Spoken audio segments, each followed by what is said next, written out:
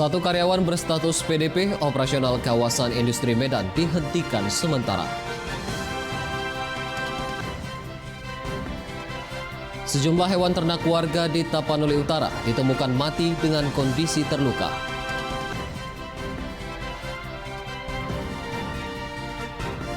Menghadapi era kenormalan baru, Pemkab Pakpak Barat mulai membuka kembali sejumlah objek wisata.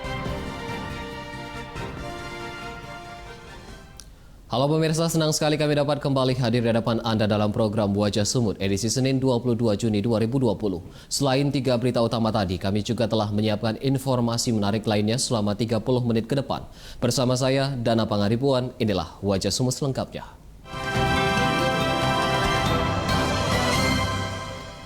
Kasus COVID-19 di Sumatera Utara meningkat sebanyak 13 kasus menjadi 1.095 kasus positif yang terkonfirmasi dari pemeriksaan PCR. Sementara jumlah PDP yang menjalani perawatan sebanyak 191 pasien. Data tersebut dikonfirmasi gugus tugas percepatan penanganan COVID-19 Sumatera Utara per tanggal 21 Juni 2020 pukul 17 waktu Indonesia Barat. Jumlah kasus positif COVID-19 saat ini mencapai 1.095 kasus positif terkonfirmasi dari pemeriksaan PCR, sedangkan PDP sebanyak 191 pasien. Untuk kasus positif yang meninggal dunia berjumlah 71 orang dan yang telah dinyatakan sembuh mencapai 258 orang. Kota Medan masih menjadi daerah penyumbang kasus positif tertinggi di Sumatera Utara yang mencapai 715 kasus positif.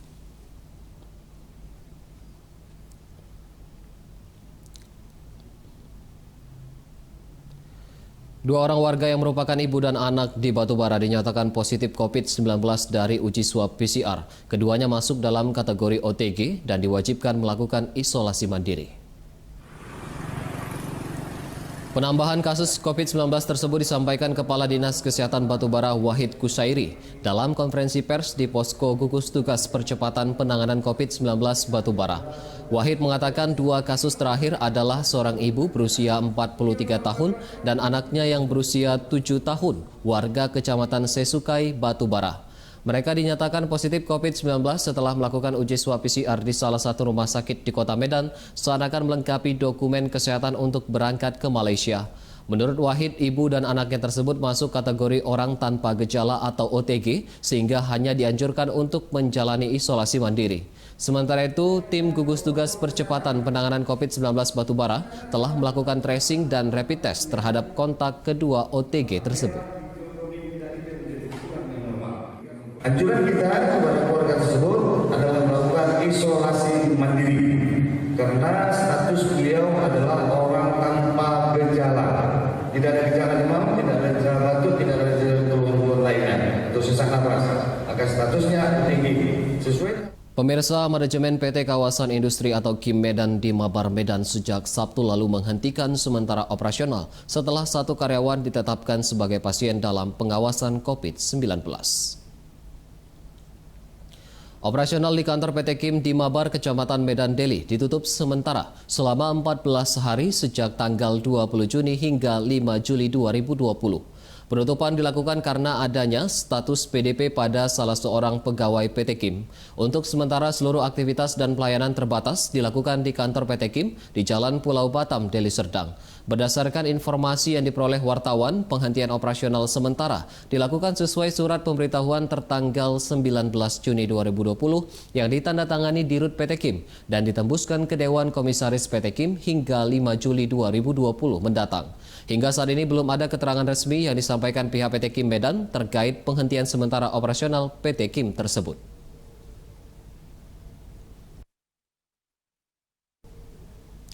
Guna melindungi peserta didik dari resiko terpapar virus COVID-19, pembagian rapor siswa untuk semester genap tahun 2019-2020 di Kota Gunung Sitoli dilakukan dengan menerapkan protokol kesehatan. Pengambilan rapor siswa pun diwakilkan para orang tua siswa. Seperti di Sekolah Dasar 070978 Gunung Sitoli, Kota Gunung Sitoli, pembagian rapor dilakukan dengan menerapkan protokol kesehatan. Para orang tua yang hendak mengambil rapor diwajibkan menggunakan masker dan mencuci tangan ketika memasuki lingkungan sekolah. Kemudian para orang tua dapat mengambil rapor dengan sistem pengaturan jarak aman untuk menghindari kontak langsung antara guru dan orang tua murid. Sementara untuk menghindari kerumunan, pihak sekolah memberlakukan sistem shift pada tiap tingkatan kelas dengan selisih waktu 1 jam. Yang mengambil rapor adalah orang tua siswa dan pada saat masuk di lingkungan sekolah tetap mengikuti protokol kesehatan, gunakan masker, cuci tangan, dan langsung ke tempat yang sudah disediakan. Bapak Ibu wali kelas telah siap di tempat dan menyusun tempat duduk juga sudah. Pemirsa, sejenak akan hadir informasi mengenai sejumlah hewan ternak warga di Tapanuli Utara ditemukan mati dengan kondisi terluka. Tetaplah bersama kami.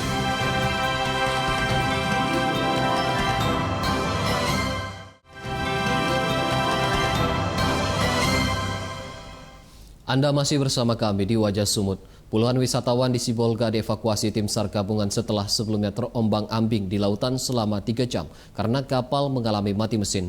Seluruh penumpang berhasil dievakuasi dan dibawa ke dermaga Pelabuhan Perikanan Sibolga. Sebelumnya kapal KM Doa Poma berlayar membawa wisatawan lokal menuju Pulau Kalimantung. Namun kapal kemudian mengalami mati mesin akibat gelombang tinggi di sekitar perairan Mursalah. Kapal yang membawa 40 orang penumpang tersebut sempat terombang-ambing di tengah laut sekitar 3 jam lamanya sebelum akhirnya diselamatkan oleh tim SAR gabungan. Seluruh penumpang kemudian dievakuasi dan dibawa ke dermaga Pelabuhan Perikanan Nusantara Sibolga di Pondok Batu, Kecamatan Sarudik, Tapanuli Tengah.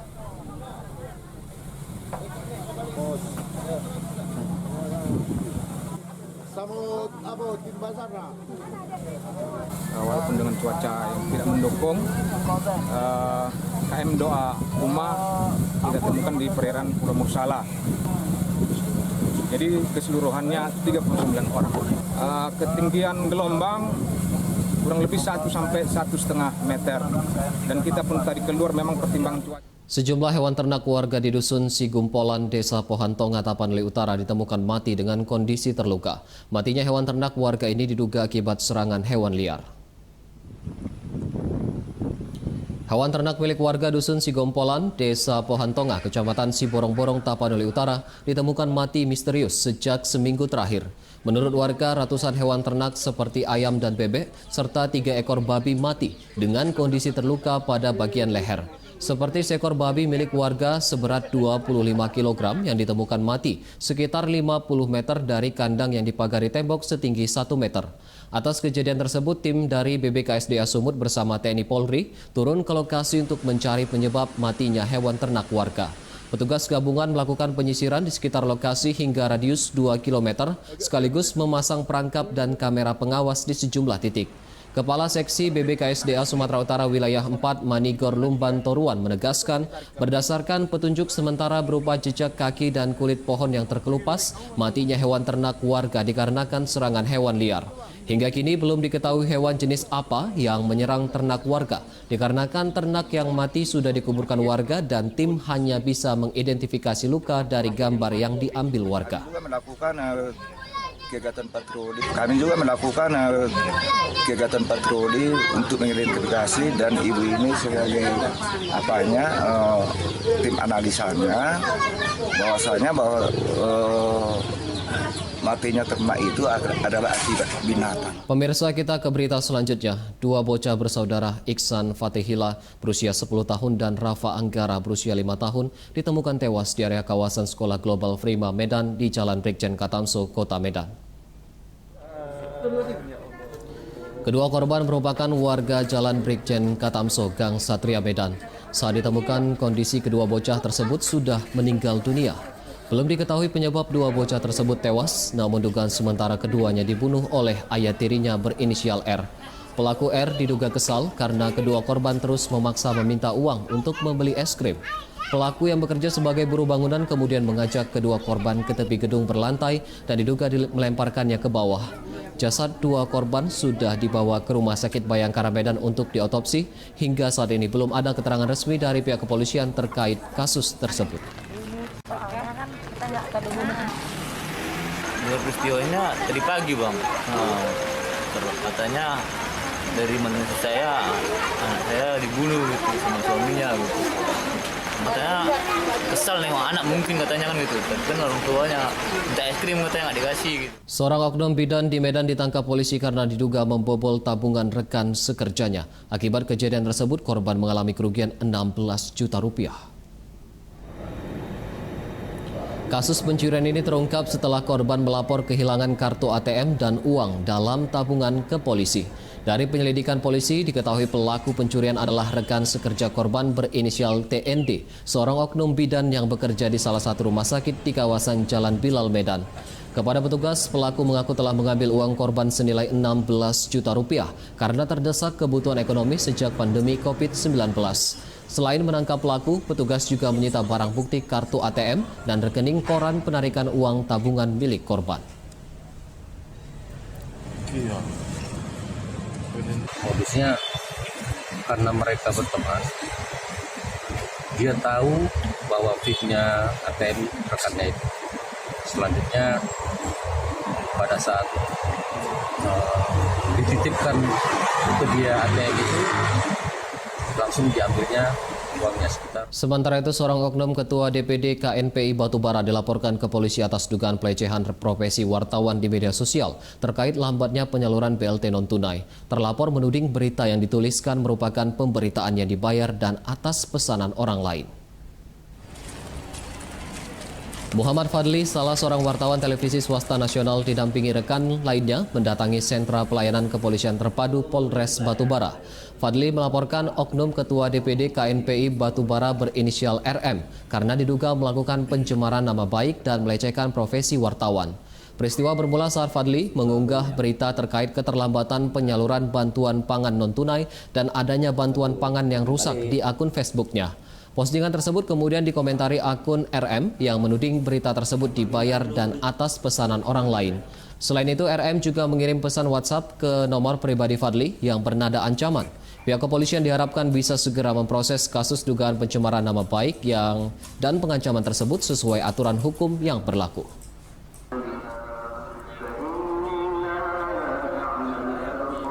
Usai jeda kami akan kembali dengan informasi mengenai menghadapi era kenormalan baru. Pemkab Pakpak Barat mulai membuka kembali sejumlah objek wisata. Tetaplah bersama kami.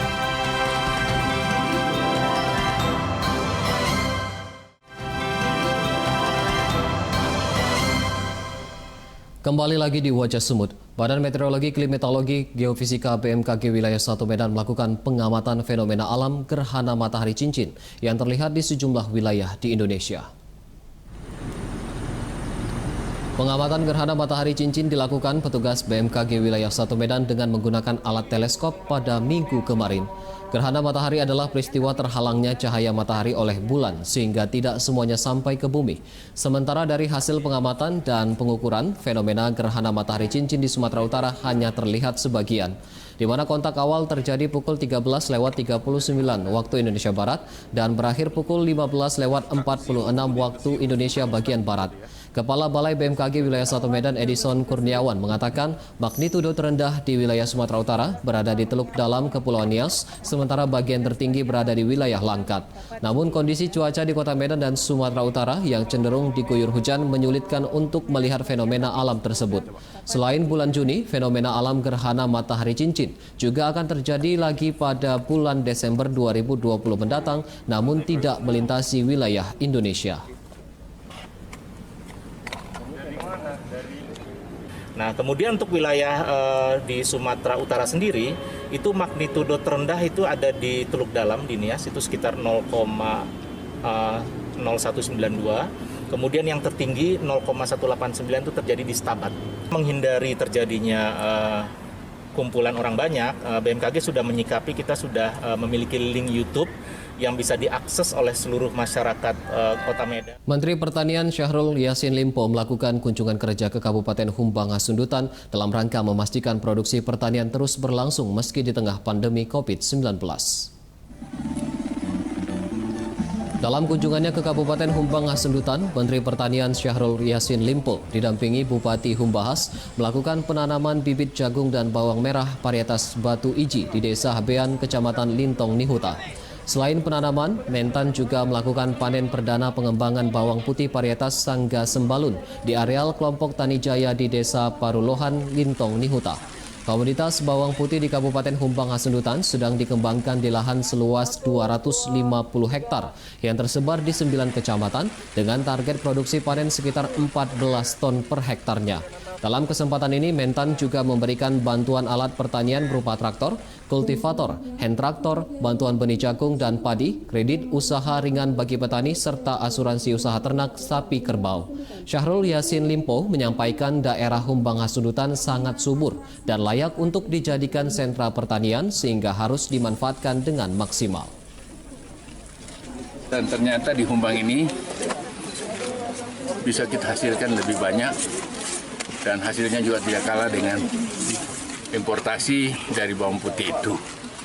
Ini membutuhkan sebuah proses. Tentu saja intervensinya adalah yang pertama, perbanyakkan bibit, dan kemudian memberikan permodalan melalui KUR kepada rakyat, petani kita, intervensi mekanisasi, dan tentu pupuk-pupuk dan lain-lain. Menghadapi era kenormalan baru, Pemkab Pakpak Barat mulai membuka kembali sejumlah objek wisata di Kabupaten Pakpak Barat. Objek wisata yang dibuka harus menerapkan protokol kesehatan. Seperti yang terlihat di objek wisata air terjun Laimbi Lulu di Kecamatan Tinada, Kabupaten Pakpak Barat. Wisatawan yang datang harus mematuhi aturan protokol kesehatan seperti pengecekan suhu tubuh sebelum memasuki areal wisata dan wajib menggunakan masker. Selain itu, petugas juga melakukan penyemprotan disinfektan pada prasarana di lokasi wisata tersebut. Kepala Dinas Pariwisata Kabupaten Pakpak Barat Bambang Banurea mengatakan pihaknya sudah berkoordinasi dengan petugas gugus tugas di tiap kecamatan untuk memberlakukan penerapan protokol kesehatan COVID-19 di lokasi-lokasi wisata. Sementara itu, saat ini Kabupaten Pakpak Barat masih berstatus zona hijau penyebaran COVID-19.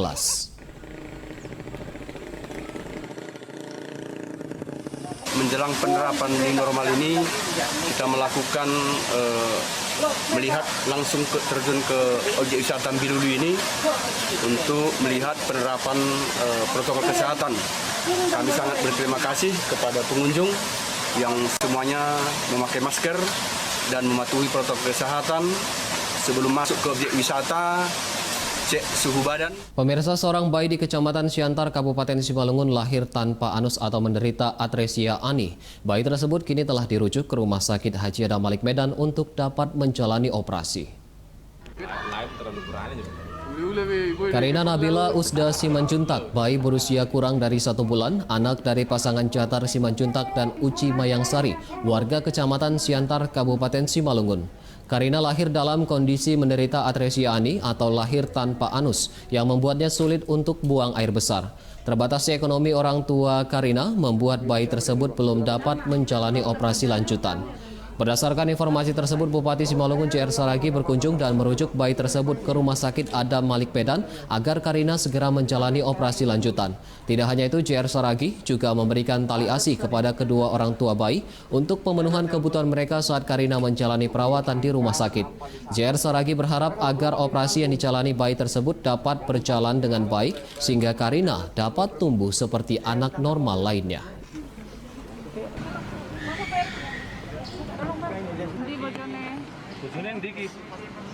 Kami hadir ke tempat ini, tadi yang pertama saya mengecek langsung dan sudah menghubungi Rumah Sakit Haji Adam Malik. Tadi saya langsung telepon direkturnya, saya berbicara, mereka siap untuk melakukan tindakan. Dan saya sudah minta dipantau, harapan kita kalau bayinya cukup baik kondisinya, besok sudah... Bersepeda kini menjadi tren olahraga populer bagi warga Kota Medan di tengah pandemi COVID-19. Tren ini membuat omset pedagang sepeda mengalami kenaikan signifikan. Berikut liputannya untuk Anda. Informasi tersebut sekaligus menjadi penutup Wajah Sumut edisi hari ini. Saya Dana Pangaribuan beserta kru yang bertugas mengucapkan terima kasih atas perhatian Anda. Selamat siang dan sampai jumpa.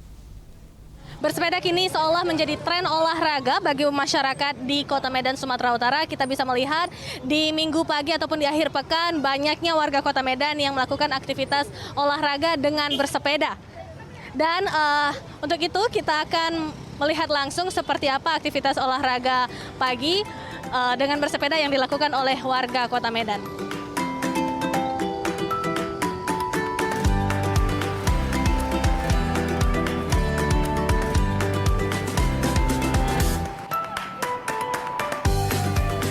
Tingginya angka persebaran COVID-19 membuat warga Kota Medan gemar berolahraga pagi dengan bersepeda di alun-alun kota. Ratusan warga mulai dari anak-anak, remaja hingga dewasa terlihat memadati lapangan Merdeka Kota Medan untuk bersepeda. Selain menjadi tren, bersepeda dinilai dapat meningkatkan kebugaran fisik dan imunitas tubuh, serta melatih otot kaki. Kini, bersepeda tidak hanya digeluti oleh komunitas sepeda, tetapi juga seluruh lapisan masyarakat. Kalau sepeda kan rame ya, habis itu jaraknya juga jauh. Udah gitu, kan lagi hype di Indonesia. Jadi ya ngikut-ngikut aja. Gitu. Dianjuri pakai masker kan, karena kan ke jalan raya juga, ke daerah kota. Habis itu dianjurin tuh cuci tangan sih, tapi tempat-tempat masih dikit space-nya untuk tempat cuci tangannya. Dengan tingginya antusiasme warga Kota Medan dalam bersepeda di akhir pekan di tengah pandemi COVID-19 membuat peningkatan harga dari sepeda yang dijual di beberapa gerai yang ada di Kota Medan, Sumatera Utara. Saat ini omset pedagang sepeda melonjak naik hingga 200%. Dari 5 juta rupiah per hari, kini menjadi 15 juta rupiah per hari. Hal tersebut disebabkan oleh tren bersepeda yang berimbas pada peningkatan harga jual sepeda di Kota Medan hingga 50%. Pedagang mengaku dapat menjual 20 unit sepeda dalam sehari dari jenis sepeda lipat hingga sepeda gunung. Sepeda lipat dan sepeda gunung adalah jenis sepeda yang paling diminati warga dan kini dijual dengan harga Rp1.500.000 hingga Rp3 juta. Menurut Abang sendiri kenapa sih peningkatan penjualan sepeda itu lagi hype-hype-nya sekarang ini? Gara-gara apa sih?